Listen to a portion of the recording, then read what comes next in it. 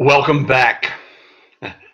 This is segment number 51 of Making Sense for 7 Minutes, a summer-long series, Monday through Friday, where we are surveying in bite-sized pieces our historical narrative as given to us in the Bible, and asking always the immeasurably relevant question, so what?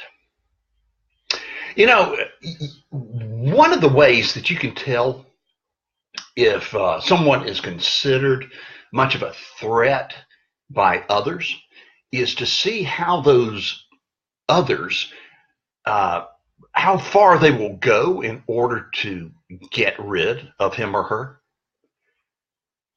With this in mind, it becomes really clear that Jesus was considered by some as a very grave threat. And one of the most poignant events in the life of Jesus points this out. The story is recounted to us in the beginning of the beginning of the 8th chapter of the Gospel according to John. And here's what we're told. As dawn was approaching, Jesus appeared again in the temple courts where all the people gathered around him and sat down to teach them. The teachers of the law and the Pharisees brought in a woman caught in adultery. They made her stand before the group and said to Jesus, "Teacher, this woman was caught in the very act of adultery. In the law, Moses commanded us to stone such women. What do you say?" They were using this question as a trap in order to have a basis for accusing him. Now, let's stop there. It's early morning. Jesus is in the synagogue with this crowd of people surrounding him when suddenly a group of Jewish religious leaders shows up with this woman in tow. They bring her to the middle of this crowd and declare before everybody that this woman has been caught in the very act of adultery and that they're supposed to stone her. What does he think?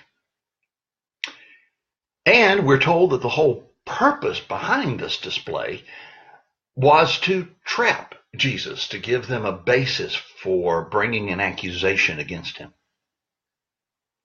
I've got to tell you, there is no doubt in my mind that this was a complete setup.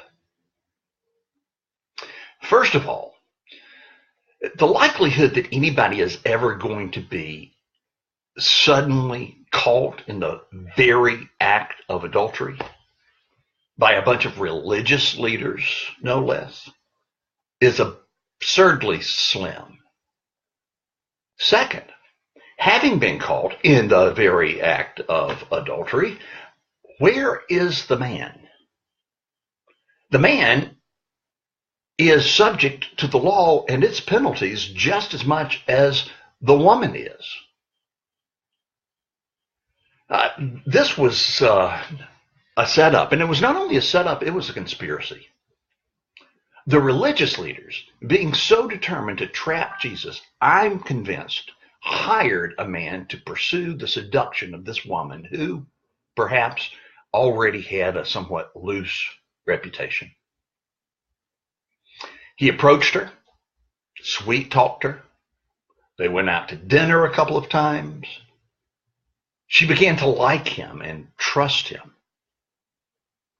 Perhaps he confessed his love for her and persuaded her to trust him with all of herself. He seduced her with the full knowledge, support, and encouragement of these religious leaders. And they're waiting. They're hiding. They're spying. And when the very act of adultery is taking place, they bust in. The guy jumps up off the bed and says, "There she is, guys. Take her." They grab her, perhaps barely giving her enough time to do more than cover up with a sheet, and dragging and pushing her down the streets and into the synagogue where all these people are gathered. She is put in the middle of them, publicly declared to have been caught in the very act of adultery, and then she hears that they intend to kill her. Put yourself in the position of this woman, horribly betrayed by someone she is willing to give herself to. You can tell the lengths that a person will go to get rid of his opponent and by how much of a opposition he's considered to be. And Jesus was considered to be opposition and a threat. But you can also tell the character of a person by how that person responds to another person in crisis. And some beautiful things about Jesus are put on display during this encounter. But that has to wait until segment number 52. Thanks, y'all.